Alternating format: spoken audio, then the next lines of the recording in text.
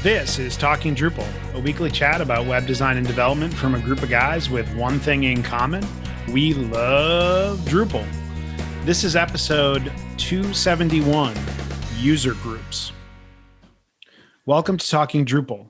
This week we talk about an underutilized resource, Drupal User Groups. Good afternoon, good evening, or good night, depending on where you're listening. Internet friends, I'm John Picozzi, and with me as usual this week is Nick Laughlin. Nick, what's going on with you? Not too much. Last week, for people on the camera, they can see over here there's a new box. I got a Valve Index, which I'm very excited about. It's a virtual reality headset developed by Valve, which is the company that manages Steam. They put out a lot of really great games over the past, and so I've been tinkering with it a bit. I played some Half-Life Alyx, maybe a couple hours of that, and it's amazing how immersive it is. It's been a lot of fun. I have found that it's I run on Linux, just like I run on Linux, as you guys, I'm sure, are aware. And Steam supports Linux kind of out of the box for a lot of things. It's kind of worked out of the box, but I found that some of the ancillary stuff like room setup and telling it like, you know, this is where I want to play has been a little bit janky, I'd say. For example, I played last night for a little bit. It took me maybe 45 minutes to get the environment set up. Ooh, that's rough. So yeah, and it crashed a couple of times. Not while I was playing, just if I set up the room and didn't restart the system, I found that it was crashing. Do I see a Windows computer in your future here for the VR? Possibly. I mean, I'll probably dual boot. It was always the plan to have kind of a dedicated gaming space for this system, but I couldn't really justify getting a new computer and the VR headset. So I'm just kind of using it right now with this computer. I'm going to use it for justify to who, by the way? To myself. Okay, all right. Like I wanted to make sure because a lot of stuff that I read about VR is that some people get motion sickness, right? Or they get so you want to try it first, right? Yeah. I didn't want to spend. Gotcha. I mean, it's not the headset's not cheap, and I didn't want to also buy a computer on top of that, right? And then have to worry about it. Now, if I have to sell the Index, there's a huge shortage right now. So I mean, it took me 3 months for it to arrive. So if I got motion sickness or migraines or decided it just wasn't for me, I can turn around and sell it for 50% more than new in like a week. So that was an easy thing to kind of how is that decide to myself, because there's such a shortage, people don't want to wait. So why don't you buy 100 of them then and then resell them? Then you can buy your computer. Maybe you sell them for 50% more. Yeah, okay. That might be a good idea. So now that you've used the full name, I understand what you guys are talking about before the show. Okay. But before the show, for the listeners, Nick was like, "Oh yeah, this box, it has an index in it," and I'm like, "What?" I'm like, "What is that?" I'm like, "What are you talking index about?" Cards. And I was like, "It's your index card collection. Like right. you're taking Steve's note taking method, and now you have a box for it." But no, now I understand that it's a got it. Yeah, VR device. Yeah, it's a gaming system. So like I said, I'm gonna play through a game or two, make sure I don't get motion sickness or anything like that. And if I do, I'll probably get a dedicated system. And I'm not gonna it'll probably have Windows on it, but it'll definitely dual boot. There's no way I'm running a dedicated Windows box. But yeah, it's definitely in the cards. So far, like I said, I've played for a few hours. I have to say, like, I do bump into myself. Like, even if I'm not doing like the standing moving version, like I find like you reach up and the headset kind of sticks out maybe 4 or 5 inches from your face, and you just bump into it, not realizing there's something. Like, you get really immersed in the in it, and it's kind of jarring taking it off and going from like seeing, a whole world and then seeing your desk. So I've been enjoying it so far. Has Joanna tried it? No, she hasn't yet. She's tried VR, but she hasn't tried this setup. Okay, it'd be interesting to see what her thoughts are on it. I automatically imagine that VR would just be like a motion sickness adventure for me, but maybe not. Yeah, it depends on the people. I mean, the index supposedly does a really good job of mitigating that. But I think Joanna will like it. I'll probably have to wait until it's more in a dedicated space, so she doesn't have to worry about bumping into things. You need a bigger house. You're gonna need a VR room. I've heard people getting those. Let me ask you this, Nick: do you get sick reading in a car? Motion sickness? No. Yeah. Okay. No, do you, John? I shouldn't have a problem. Okay. I mean, it's not. But yeah, I typically don't read. Erica can't do anything but like sit and look out the window. The minute she looks at her phone or anything, she has trouble. Yep. Yeah. If I look at my phone for prolonged periods of time in the car, I start to feel ill. Anyway, moving right along. Stephen, what's going on with you this week? Hey, so a year ago, I started to look at NAS solutions, so network attached storage solutions, and then I shelved it. The cost, and I wasn't kind of ready. I knew I needed it. I've got like tons of like USB hard drives that I plug into stuff. And then I started to look at it a couple of weeks ago again, because it's time for me to do something. And I was leaning towards going a free NAS solution, which is an open source software product that you can install on any hardware. But what I really wanted to do is get an appliance. So I ended up biting the bullet and getting an appliance. It's not here yet. It's coming shortly. I've ordered it. So Nick and I have gone back and forth a little bit on Slack, and I thought I'd ask him a few questions here. Maybe some of our listeners are thinking about or using NASs and have questions. I get two things. I decided to purchase an Synology after like listening probably to about 55 hours of like reviews and stuff on YouTube and the different solutions. Like, I feel like that's the one that's for me right now. It might not be the one for me in 5 years, but it's the one that will work for me today. So one question for you, Nick, is, and we were chatting about this yesterday a little bit, is when you have a NAS, you can pick the storage methodology, I guess it would be, which is like no RAID or RAID and which version of RAID. Mm-hmm. And I don't think you're using RAID at all.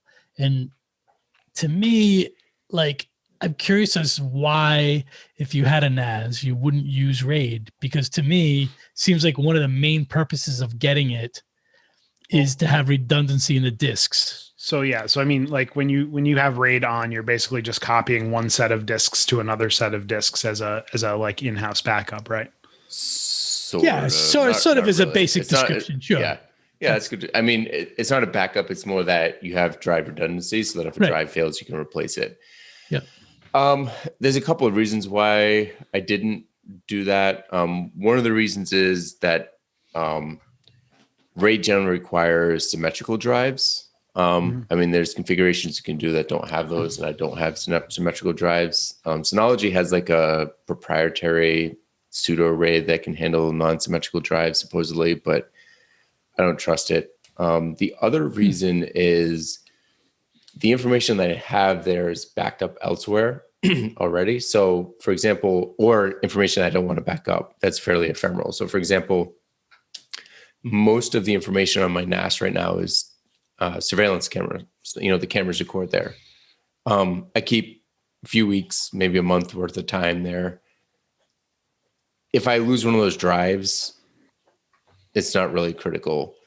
The second reason is, when I first started buying drives for the NAS, I didn't do as much research as I probably should have. I got some good drives, but I didn't. So you didn't do 55 hours of YouTube watching? No, I didn't. All right. Okay. I didn't realize that there were NAS specific drives. Right, So I bought some higher quality drives, but most 2 of the 4 that I have are desktop grade, which means that they'll probably fail in quickly. maybe another year or so anyway. Certainly if they're running 24/7 camera stuff. Yeah. Yeah. So I'm expecting them to die. And then once they do, I'll just replace them with symmetrical, high quality drives. And the other reason too is when I first bought it, I only had one drive and then I added a second, and I kept adding them for, specific purposes. So I didn't want to like have to buy two and then lose space, quote unquote. But gotcha. Okay. as I replace them, I'll set up a RAID and I'll set them up so that they, so that they'll have some redundancy. So I have to interject with a question here. So once Stephen mentioned this to me this morning, I started looking at NAS devices as well. And just out of curiosity, do all NAS devices have to be symmetrical in the hard drives that you put in them? Because I have a stack of hard drives in my closet, and having a NAS device would be a good use for them. So RAID generally requires symmetrical drives because it's striping the information, and you'll lose like anything above. So if you have 3 drives that 3 terabytes and one that's 4 terabytes, it essentially treats them all as 4 terabytes 3 terabytes, because you can't store that extra terabyte on the other ones. Right. But if you can put whatever drives you want in. But like I said, I'm not using RAID, so it doesn't matter. So I have a 8 terabyte drive, I have 2 3 terabyte drives, and I have a 2 terabyte drive, and they all work fine. So he's got them in a Synology box, but not rating them at all. So they're just basically access to hard drives. Right. Yeah. Basically a container that's giving access to hard drives. I guess my question is more like, hey, if I just take this mishmash of hard drives and put it into a NAS, will I basically have a larger storage area that I can use? So one of the benefits of Synology is they've got their own kind of RAID design. It's called Synology Hybrid RAID, SHR, and it allows you to put drives in that are of different manufacturers, different speeds, and different sizes, and they'll work together. A lot of other RAID devices or NASs won't do that. The drives have to be exactly the same when they go in. Mm-hmm. So that's like one of the benefits of going with Synology and their RAID configuration is that if you get a 4-bay drive, 4-bay NAS at first, if you put 2 drives in and then you go put a third one in a year later, it can be of a different size and manufacture it will still work. Other devices will not support that. They all need to be the same. So it's one of the benefits of that technology, which is one of the reasons why I chose that. So I could have a little bit more flexibility moving forward. Yeah, I'd be curious to see how that works, because I don't use that. And I would certainly consider it. Now, John, just, you can certainly add those drives to a NAS. The only caveat is the same one that I have. If you're putting desktop drives into a NAS, they're gonna blow up eventually. Very shortly, probably. I mean, because desktop drives, they might be guaranteed for 5 years, but they're generally expected to be turning on and off. Whereas a NAS, they're spinning 100% of the time. And it very quickly. Not so really. For example, They're not necessarily spinning. Well, if you're hooking cameras up to it, live cameras, they are. Yeah. This would be more of a backup solution, right? So it's probably they're probably not on all the time, but they're on more frequently than maybe they would be in a desktop. Yeah, they're definitely a lot better in that situation. Yeah, that's interesting. But the benefit, John, if you've got that scenario, is if you have a RAID configuration, if one fails, if you're using like RAID 5, if one fails, it's not an issue for you. Just like pull it out, stick another one in, and you're good. Right. So that's where the benefit is. The only concern is if you have something like that, you put in a new drive, it has to restripe and rewrite that drive, which means it's accessing the other ones. And if one of your drives failed, it means that your other drives are close to failing as well. Maybe. And so you have a semi-decent chance of, like, there's more of a workload there on the other drive that could potentially fail. So you have a higher chance of failure. So I've actually seen Linus Talks actually recommends Unraid and setting up a couple of parity drives so that you don't have that issue. But if you have a 4-drive NAS, you're not setting up unraid with a parity of Okay. 2. I'm now going to buy a Because- six drive NAS and have 2 for duplication. Got it. So Yeah, he's talking about 45 drive NASs, not 2 or 6. So I will say Synology, not to spend too much more time on this topic, but Synology I also noticed has an Android and iPhone app that could be helpful. Yeah. In backing up and managing that sort of stuff too. I think the primary like appliance kind of NASs have those things, all those softwares and those tools that make like you could like get rid of Dropbox, you could get rid of iCloud, you could just back up your stuff automatically. That's one of the reasons I'm looking at this kind of thing. Let's not get crazy. Okay. Okay. So next question I had for Nick was, you mentioned that you are backing up, and I still need to back up the NAS. The NAS isn't a backup per se. It still needs to be offsite, right? So you always need a offsite backup. What are you using for that? So I use CrashPlan, Okay. which is a company that supports Linux. Yep. And I just back. So do you have a Docker container running that's like a computer that's now storing that the data offsite? No. Okay. No, it's just like a normal, like, I don't know, Black Backblaze or Carbonate or something. It's like one of those. So it just backs up my computer. So you have to pay significantly more to have it back up a NAS. So I don't actually do that. So I use my NAS for 4 things, basically. One is the cameras. I don't care if that data gets lost. If there's anything interesting, like we have foxes and rabbits sometimes. And so I'll copy those down, right? And save them somewhere else. So if it's in a quote unquote important clip, I'm saving it somewhere else. I back up my computer periodically to the NAS. That information is also backed up to CrashPlan. I use it as I map most of my Docker containers for my servers. So like Home Assistant, that kind of thing, to the NAS. But most of that's just historical data. So if it gets lost, it's backed up elsewhere as well. So I don't care if I... So you're not taking your entire NAS and pushing it offsite? No. And if I were to do that, I'd probably just dump it into S3, to be honest. Because that's probably the cheapest and easiest way to do it. Yeah, probably I would disagree with that after my 55 hours of research, but we can talk about that another time. I'd be curious to know what you found. All right. Okay. Sorry, I'm just looking at Wasabi right now, which is cloud storage. Gotcha. Yeah. And you can get hot cloud storage, 10 terabytes for $59 a month, it looks like. That's so expensive. That's expensive. Yeah. I think you could do way better than that. Yeah. All right. Interesting. Well, this will be a topic that will continue over the next 6 months, I'm sure. So John, what's new with you? Man, after those two riveting dives into your personal lives, I got a tree. That's the best I got. So it's interesting. 'Tis the season?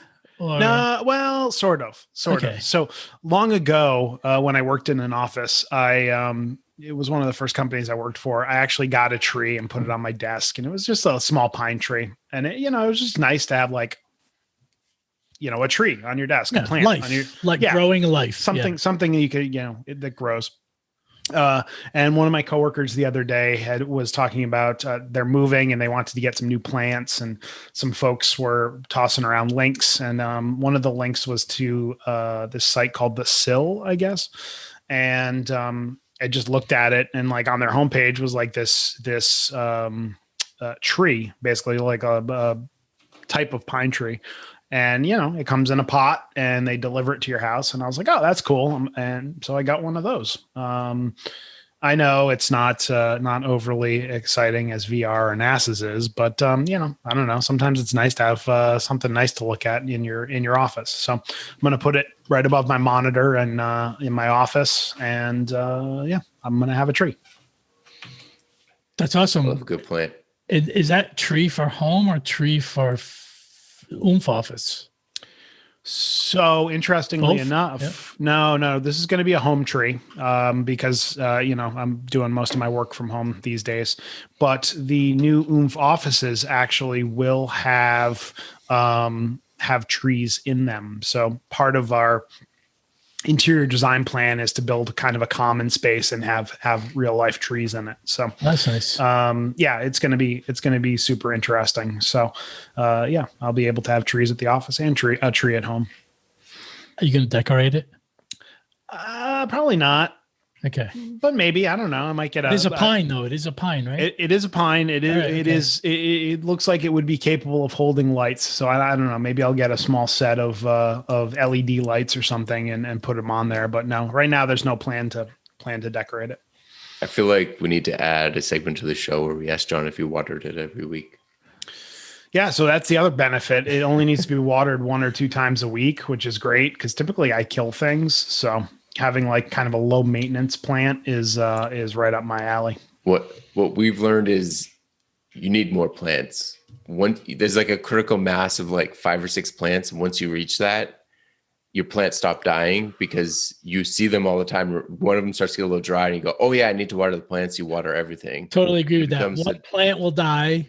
5 plants, they'll all stay alive. So yeah, because it becomes a daily chore of you checking your plants. But if you only have to water it once every 3 days, you're gonna forget. So I have this plant. I don't even know what type of plant it is. All I know is I got it as a bereavement plant when my father passed away, and that's the only plant I've been able to keep alive because it sits by my back door and it gets droopy when it needs water. So when it gets droopy, I give it water. On the flip side, my wife gave me a plant for one of our anniversaries. I guess it was like, I don't know. And I did pretty good with that one until like, I don't know, I got root rot or something. I think I started watering it too much. And yeah, I don't know. John, there's a deep psychological thing going on there. We can save that for some other episode. Oh man, if you could explain it to me, that's great. Does it involve me keeping plants alive? I don't know that I could explain it. All right. Well, now that we've gone down everybody's rabbit hole, let's come back out and talk about some Drupal stories. In the news, let's see. Drupalcon Europe is a thing that's happening.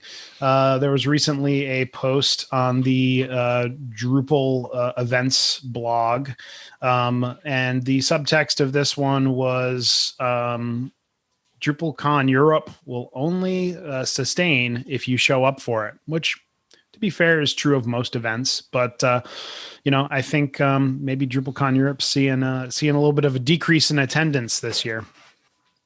Yeah, I think so. DrupalCon Europe was canceled a few years ago. The community put one together that year, and then the Drupal Association started licensing DrupalCons that aren't in North America out. So the last couple of years, it's been licensed. This year's show, obviously, due to coronavirus, has run into some issues. So they've gone virtual.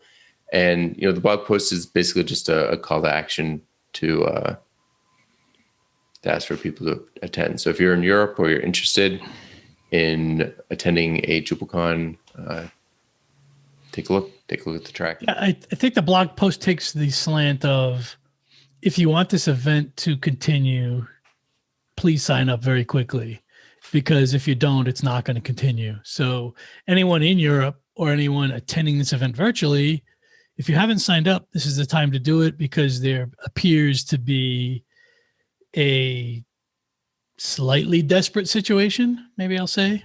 So we got the link in the show notes. Take a look at it and sign up if you intend on going.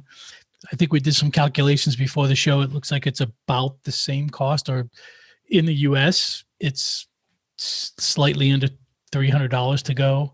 John, you had a great experience at DrupalCon US. Not that necessarily applies directly to the Europe event, but it was good. It was worth it, you think? DrupalCon Global was great. Yep. It was very different, but yeah, I would recommend it. If you didn't get to DrupalCon Global, I would definitely check out DrupalCon Europe, because they're gonna have the same sort of platform for that event. So I think it'll be a great, and I think they're doing a ton of keynotes, so that's also a big draw. So the next thing on our list here is this is a follow-up to a show we had maybe 3 times ago, which was our tools. And we were talking, one of the tools we talked about was our password tools that we use. And I'm bringing this up because John, who we will eventually get on Linux, he was using 1Password, which is basically a Mac tool. And they just released their beta for Linux.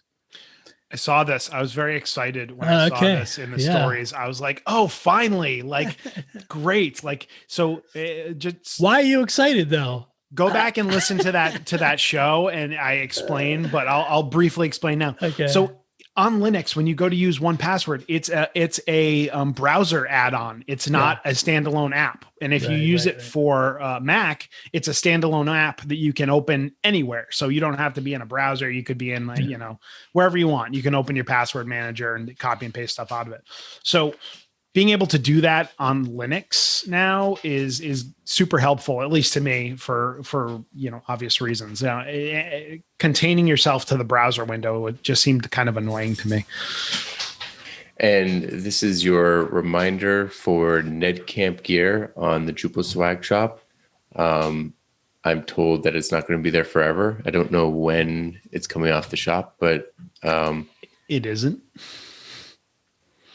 That's what the show notes say. I just read. Well, I'm Ron Burgundy, I guess. I just read what's put in front of me. It says it's not going to be there forever. So this is, get it. This is the second time I've been put on to promote the NedCamp gear, and I'm the least gear-oriented person on this. Okay, so let's be clear here. The 2020 NedCamp gear will not be on the Drupal shop forever. Okay. Is that not true? If you want something that says 2020 NedCamp, you're not going to be able to get that in 2015. No, sorry, 2025. Not unless you have a time machine. And Steve is feverishly writing down edit at 1 minute. No edit. Yeah. Anyway, the point is go get your Drupal gear. Go get your NedCamp gear. Yeah. It supports the Drupal Association. It's a good cause. Everybody needs NedCamp gear for the holidays. So go out and get it. Yeah. Give your child a NedCamp t-shirt for Christmas. Hey, my kid has an I Love Drupal t-shirt. Okay. And he loves it. So it's funny. So I want to say thank you to ITCon. Not to you, John, but to ITCon. So I attended the Drupal GovCon back in September. I think it was in September. And one of the after parties was sponsored by ITCon, and they were giving away raffle prizes, and I won an iPad Air, which arrived a couple of days ago, which is pretty awesome. So I just wanted to say thank you to them.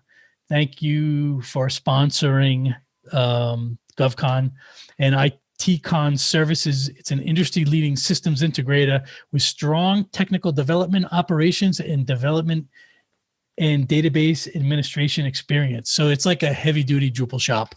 So check them out, and thank you for them for that great prize. I mean, it's awesome to have sponsors that give away cool things like that. Yeah, and I can't think of a more deserving person to win that iPad. So there's that. So you know what? We are scheduling shows through January right now, and we'd love to hear from our audience and the Drupal community. If you have a topic, feel free to share that with us. You can do it through social media. You can do it through email. You can do it through the Drupal Slack channel. Any way you want to share your topic, smoke signals is fine. But, it takes a little bit of the pressure off of us, and it makes sure that we're producing shows that you want to listen to. So if you have an idea rattling around in your head, share it with us, and we'll see if we can get somebody on to talk about it. Jumping into our primary topic, we are going to spend some time talking about Drupal user groups. I think the three of us are longtime members of the Providence Drupal user group. And we've all ventured up to Boston to the Boston user group because that's kind of in our area, right? But now with coronavirus, we have the ability. A lot of user groups are going virtual, right? So we have the ability to kind of pick up a user group wherever we want to. So what are the benefits of meetups? I think they're different. I'd like to talk a little bit about in-person meetups first, because they will eventually come back. I think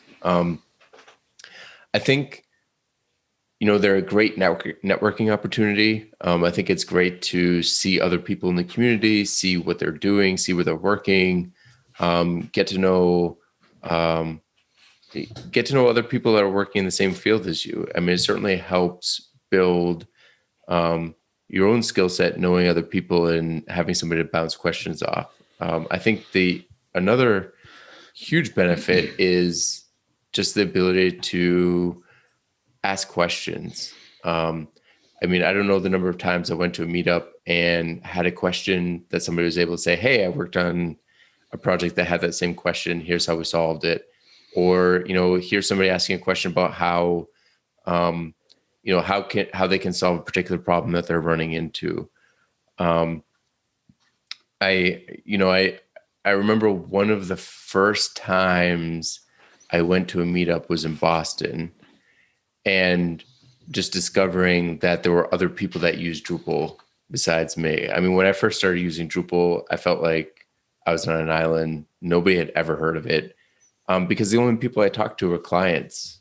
I was selling people, this is back in the 5X and 6X days. I was selling people on using Drupal, and the only thing they had ever heard of was Joomla and WordPress. And when I finally showed up to a Boston Drupal meetup, not only did I realize other people were using it, but Acquia and Dries and many of the people that worked on Drupal were from this area. Around the corner. Yeah.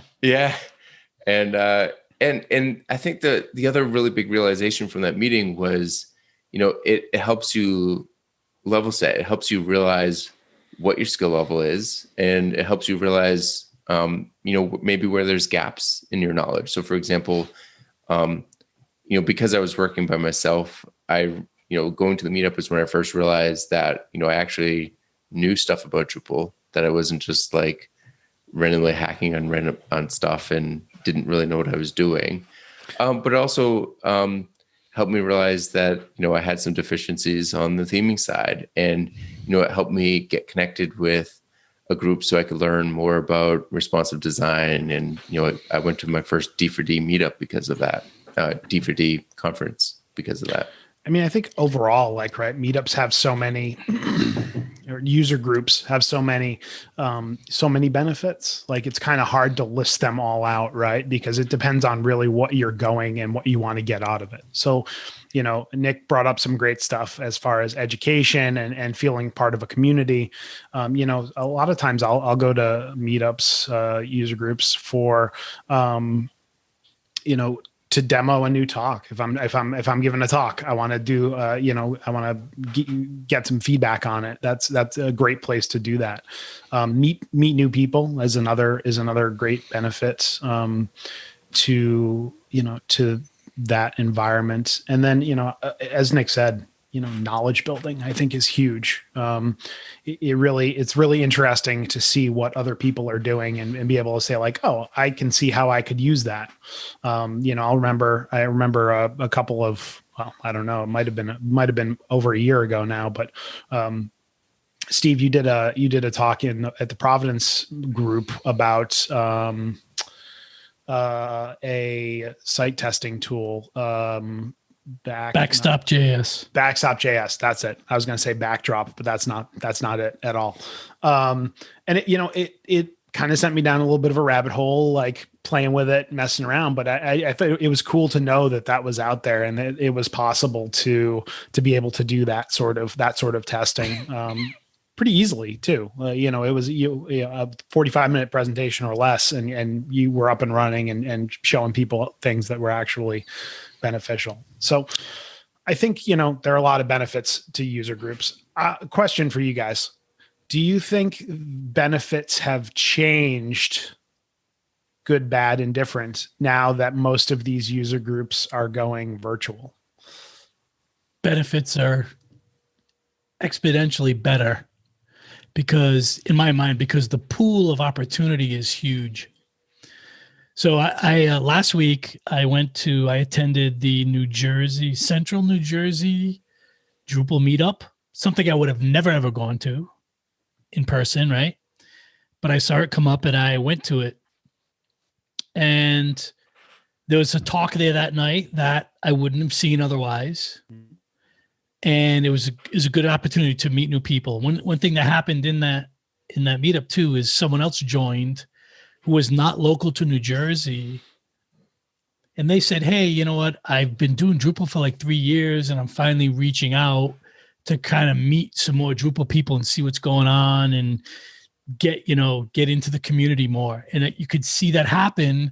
That would not have happened with that meetup, certainly with me, if it was in person.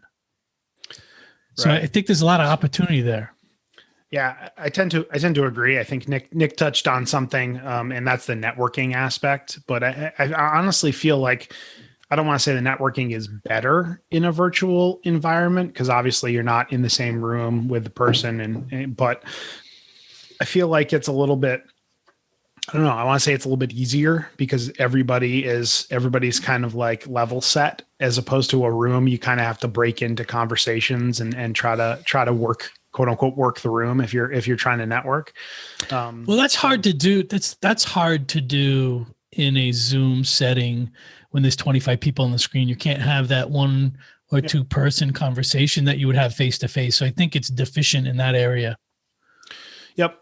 Yeah, I can see that. I think it also comes down to the format of the meetup, which is our next bullet point. So we can just roll right into talking about that. I think it's good to have different types of formats and good to maybe utilize the tools, right? So like Zoom has breakout rooms. That could be an interesting way to kind of get people in the same room together. It's common to have a few formats at these meetups. The ones that I see often are lightning talks, which would be people step up to the mic. It's like an open mic night kind of thing where you get either 5 or 10 minutes to talk about a topic, present something, or ask a question. Those are my favorite kind of formats, frankly. I like those. It feels like you get a lot more information across a variety of topics, and then there's an opportunity to help people. I prefer those kind of formats myself. I think those are really nice. I mean, like you said, it gives a larger diversity of topics. And it kind of lets you know, one of the things I like about that is it lets you know who specializes in what sometimes. For example, sometimes people do a deep dive into Git, or they'll do a deep dive into a solar application. And when I say deep dive, I mean, 5 or 10 minute deep dive. Like it's not just saying, hey, what about this? It's like, hey, I configured this thing and overrode this class and it allows you to do X, Y, and Z. And it's like, oh, that's definitely something worth looking out for when I run into that issue. So, when most meetups I go to that have lightning talks will have 5 or 10 people present, which is, 5 or 10 times more than just having a session or two. The value of a session, and sometimes you'll have like one speaker for a primary speaker for the whole night. And then with some discussion, but that format allows you to deep dive into something. So there's benefits there too, right? You get like a conference session kind of thing in a meetup. So the benefit is you deep dive into it and you get to drill into that topic at a much deeper level. And usually those presenters are experts in those areas. So you walk out of that having a much deeper knowledge about a particular topic. Also a good format. Yeah. So what, last week, I think it was. Yeah. Last week, you, Stephen, and Nick was not there, but Stephen and I went to the Boston user group, and it was it was that lightning talk format that Stephen was talking about. And for me, as an attendee, I didn't participate in a lightning talk, but I got to hear from Stephen about HTTP 2 and how that protocol works, and then I got to hear from somebody else about JS testing tool. So, having those two kind of like seemingly different types of talks in one session or one night was super interesting. And sometimes you can go to lightning talks and there are 4 or 5 or 6 people talking about different things. So super interesting to see that. Also on another note, the session format too is pretty interesting, because that's actually what kicked off this topic for me, at least, and bringing it up to talk to everybody about today was the San Francisco Drupal User Group, which normally I would not not take part in, is having a session in January. So it's a good month plus away, but they're having a session. And you normally wouldn't participate because it would require a flight to across the country. Well, right. That, yes. Yeah, exactly. So 2 things that drew me to this, right? One was the format. It was a session on a topic that I hadn't really heard about, don't know much about, would like to know more about. But also the time. So here's a benefit, right? Their user group starts at 5:30 Pacific, which is 8:30 Eastern. So it's my kids are in bed, the house is quiet. I'm ready to sit down and like you typically watch some TV, but now instead I can like join a user group and do a social thing from 8:30 to 10 or whenever it's over. So huge benefit. That's I think if you play the time zones right, it can really work out for you, and you can meet some new people. Like I again, as Steven said, if I didn't jump on an airplane, I wouldn't have gone. So Nick, you touched on your first experience at a Drupal user group, and it being an experience of oh, hey, there are other people that do this, and they're like right next door to my house. That's awesome. But what else did you get out of that experience? You said it was the Boston Drupal users group. So what else came out of that? It was so my first experience, the Boston Drupal user group has actually moved around a bit. When I first started going, it was at MIT, actually. And that's interesting. I think there were 20 or 30 people there sitting in a room. And like I said, that was one of the first things. Like, it was just realizing that there was a welcoming community that wasn't just online. I had for a long time been part of the online community, but that's when I met, several people that I started working with on and off. I had met some people that helped mentor me.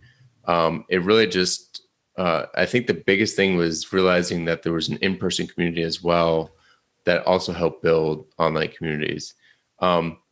It directly led to me presenting at what now is Nerd Summit. At the time was the Western Mass Drupal Camp, which led to me joining the book club, which led to the Responsive Boot Camp, which led to Talking Drupal. So I'd say, there's a direct through line from, my first meetup to sitting here talking about it right now. Interesting. That's so interesting. Wait a second. Are you saying a Drupal user group has guided your life from all the way back then to where you sit right now? That's amazing.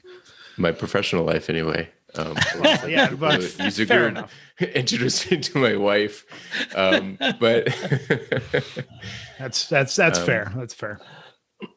So, but yeah, how about you, John? I was going to go to Steven, but all right. You know what? I do not actually remember my first experience with the Drupal user group. It was not a, it was not as pivotal as of an experience as I think maybe Nick had. I remember that it was obviously the Providence Drupal user group, and it was in the early years where it could have been at the Lullabot offices, or it could have been, I think it was at the Lullabot offices, and it moved around Providence quite a bit. But yeah, I just remember, always finding it, interesting to meet people in the local Providence Drupal community, and just hearing talks. And, a lot of times the reason that I kind of went was, again, similar to Nick. I was new to Drupal. I was trying to figure out, who the people were in my area that kind of knew something. And it was a learning and networking experience for me. So yeah, I don't exactly remember my first one, but Stephen might have even been there. I don't know. What about you, Stephen? Do you remember your first time? So my first user group wasn't a Drupal one, though. I think it was in Providence. It was like from AS220, or it was a tech group that met at the coffee section of a Whole Foods. That's like my first memory. And that was a long time ago. And it was like a monthly thing where we kind of get together. And I did like 2 or 3 of those. And then shortly after that, I did my first Drupal one. And there's a tie into Oomph here because Chris Murray, who's the owner, CEO founder of Oomph, I think was the co-founder of the first Drupal user community in Providence. That is true. But you know what the funny thing is? The first few meetings I went to, I think, or many of the meetings I went to, he was never there. His name was like listed as a founder, but he wasn't there. Jason Palmental was there. And I remember looking up, like, who's this guy, Chris Murray? And I'm like looking him up online. And I see, this is a WordPress guy. What's he doing? Like forming this this Drupal user group. Back then, I think Oomph was doing more WordPress work, if I remember correctly. That's pretty accurate. I mean, okay. I think even when I joined Oomph almost 7 years ago now, it was doing more WordPress work than Drupal. But so it was at a bar. It was like at a bar in Providence somewhere that I went to, maybe 4 or 5 of them. Oh, that's so right. Yeah, yes. And then maybe over the next year or so, it kind of moved into a Lullaby office after that. It's all coming back to me. Yeah, that's right. Jason used to run them out of a bar. That is right. I do remember that. Bar, and everyone would I never went to the bar. The first one I went to was Lullabot's office in Providence. So I kind of long for those days. Like right now is like hanging around in an Irish bar and getting some food and having some beer and drinking. Talking about Drupal. It was funny. Side note: that bar is now a cigar lounge. Is it? Yeah. Yep.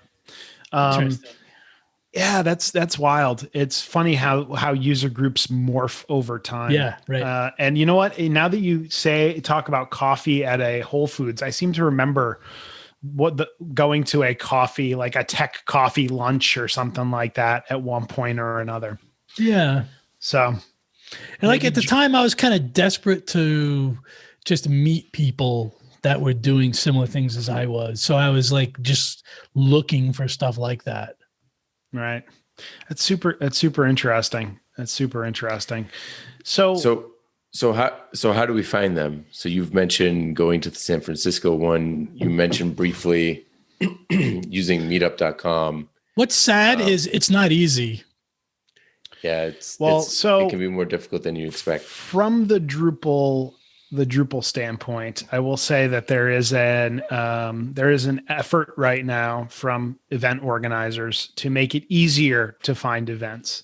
You will notice on Drupal.org there is a new events section there that you can look at and find events. There's also I won't call it legacy, but there's groups.drupal.org, which has a list of events. So John, when you say there's a new section, what do you like? Where is that? What do you mean? If you go to Drupal.org right now and you look in the main navigation, I believe it says events, or maybe it says events. And under that, you can find Drupalcon Global, Drupalcon Europe, and then community events. And within that section, you'll see a list of community events that are happening. Events like the San Francisco Drupal User Group, New York Drupal User Group, Drupal Camp New York, which is coming. Or actually just passed, I think. What's terrible about this is like if you go to Google and just like search Drupal events, because I did this a couple of days ago. Yep. Drupal events, Drupal communities, Drupal meetups.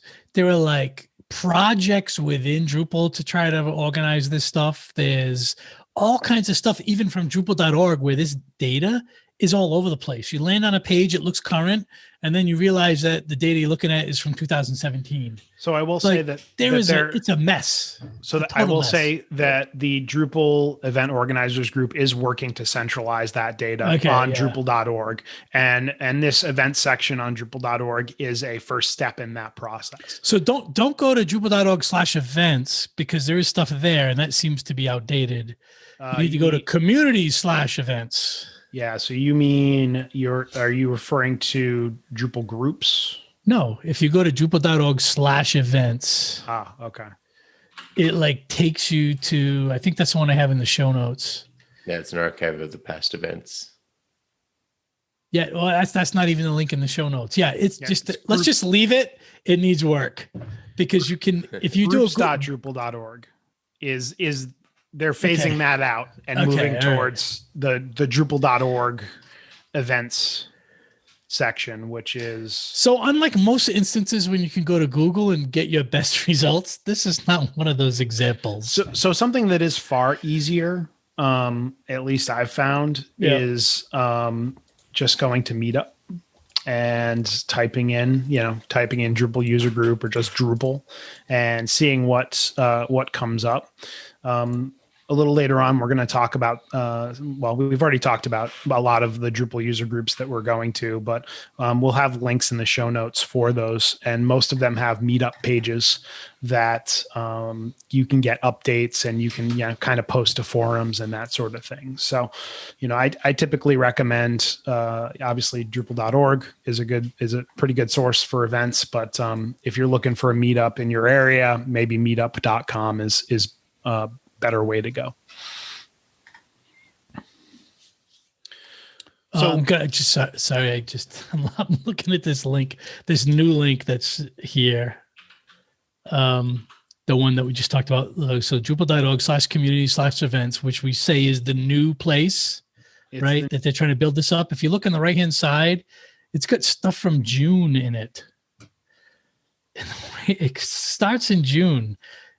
June is 6 months ago. June and July, and on the right-hand panel, it's like, yeah, I see that. Yeah, it's a mess. It's just a mess. It needs work, and that there are people working on it. Yeah, I'm not trying to be like super critical here. It's just, it's hard for people to find Drupal events. It really is. I think we should contact the section maintainers, which is 2 blocks below that. The first person in that list of section maintainers is John Picozzi.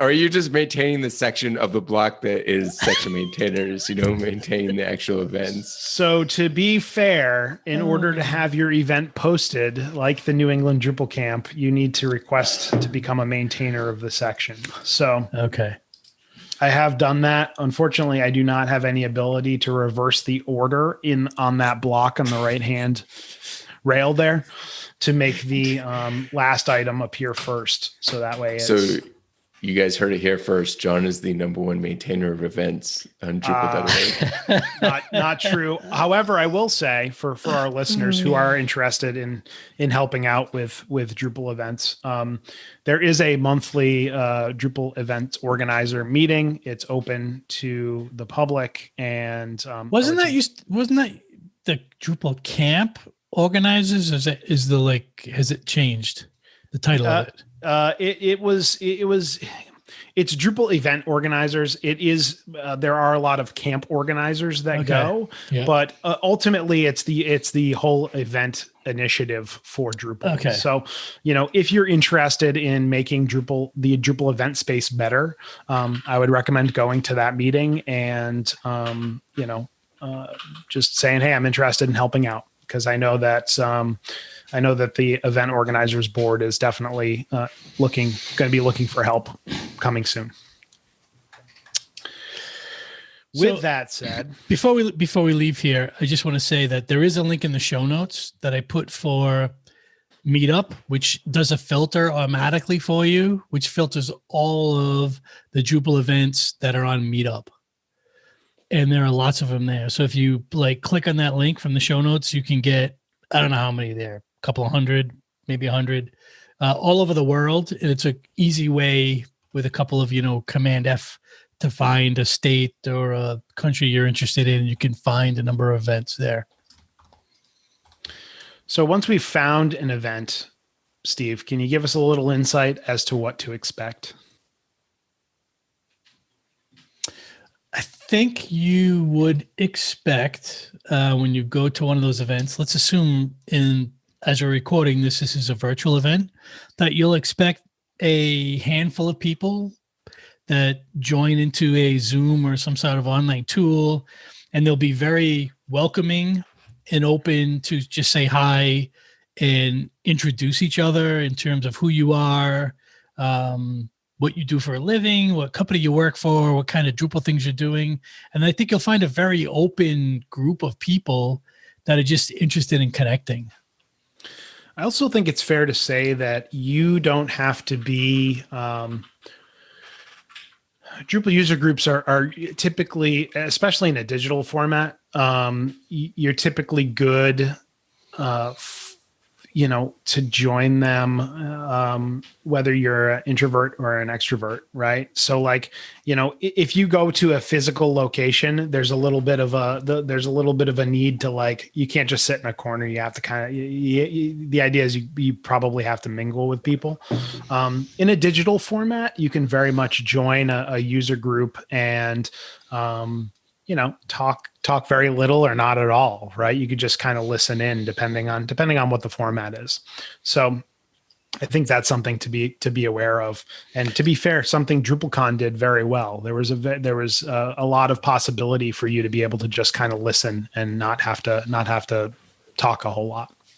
And if you're shy and if you're new to Drupal, say, hey, because a lot of these groups will say, hey, let's go around the room and introduce ourselves. Just say, hey, I am new to Drupal. This is my first event and I'm a little shy, but I came here and I want to meet people. Just be upfront and clear about who you are and what you're doing. I think you'll find that it's a very welcoming environment. Yeah, absolutely. And, I think, moving into, maybe possibly leading a user group. Maybe you're sitting there thinking man, I've gone to Meetup, I've gone to Drupal.org. There are no user groups in my area. I'd really like to start. And I think, you can do it. As a co-organizer of the Providence Drupal Meetup, I can tell you that it may not be easy, but you definitely can do it, and you can definitely find like-minded individuals in your area. I think there are a multitude of ways that you can go about starting your own Drupal user group. I think the easiest is probably posting something up on Meetup, and using that as a jumping off point. And then, we did a show month or so ago with John O'Bacon. His book People Powered has some great ideas on how to kind of cultivate a community. Now, granted, you're kind of jumping into an existing community, the Drupal community, but I found that the book gave you some great ideas on how to stay engaged with your your user group community, because you need to be able to foster that. So I think easiest thing, get on Meetup, get a good speaker or topic lined up, and just kind of go from there. It's something that you're going to definitely have to grow over time. And the biggest thing, don't get discouraged if the attendance or if your attendance isn't gangbusters at the start, because it's something that I think every user group kind of struggles with.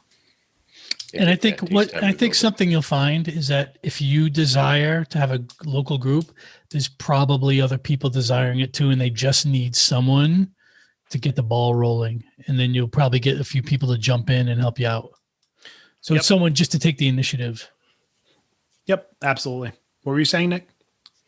Yeah, and don't be afraid to kind of change up the format a bit. Listen to what people have to say. You can always join the event organizers Slack channel that John had mentioned. There'll be people that can kind of give you some pointers. When you get back into real space, finding a place to host it is always something that takes some time too. So, but there are resources. There's people that have solved a lot of these problems. And I'd say number one, make sure you reach out and find out what worked for some people. So there are some upcoming events. We've mentioned a couple of them today. We'll have links to all these in the show notes. There is the San Francisco Drupal Users Group, which looks like it's abbreviated as SFDUG. They're having a virtual meetup. The Boston Drupal User Meetup, which I think is one of the oldest Drupal meetups going, meets monthly, I believe, on the first Tuesday of the month. They are also a meetup, so you can get all the details there. It usually has pretty good attendance. We usually alternate between sessions and lightning talks, I believe. But it's a good group of people. And Drupal New York City also has, I assume, a couple of meetups, but they've got one big one that you can hop into. Yeah, there's so many user groups all over the place. I know the folks in Chicago have one. As Steven said, he went to the New Jersey, Central New Jersey one a couple of weeks ago.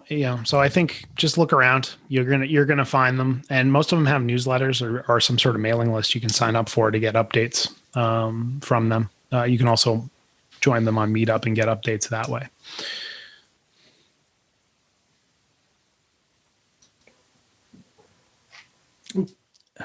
That's me. Sorry.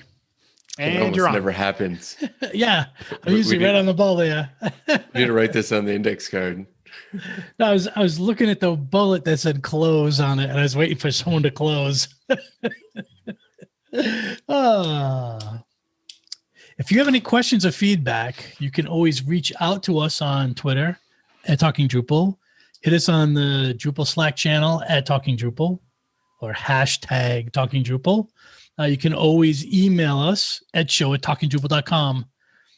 You can get updates from us by signing up for our newsletter at talkingdrupal.com/newsletter. And we'd like to take a moment to thank our patrons for supporting Talking Drupal. Your support is greatly appreciated. If you want to know some of the benefits, you get a private feed that gives the raw show a little bit before the show comes out in general. So you get a little bit of post-show and pre-show. You get to hear, we don't do a whole lot of editing, but you do get to hear we do no editing. John's episode number shenanigans. So if you would like to become a patron, you can learn more about it at talkingdrupal.com and choose the become a patron button. And we apologize to our patrons for all of that stuff before and after the show. Yeah, they're supporting us. Why are we subjecting them to that? It's funny, they still support us after we subject them to that. And I don't know. They give the people what they want. And at this point, I'd like to say, Steven, where can everybody find you on the internet if they want to chat about things? Go to stevencross.com. There you go. Nick, how about you? You can reach me pretty much everywhere at Nixvan, NICXVAN.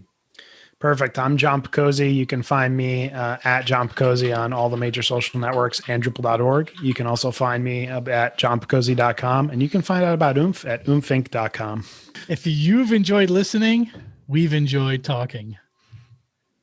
Now we can say goodbye. Bye. See ya. Yeah.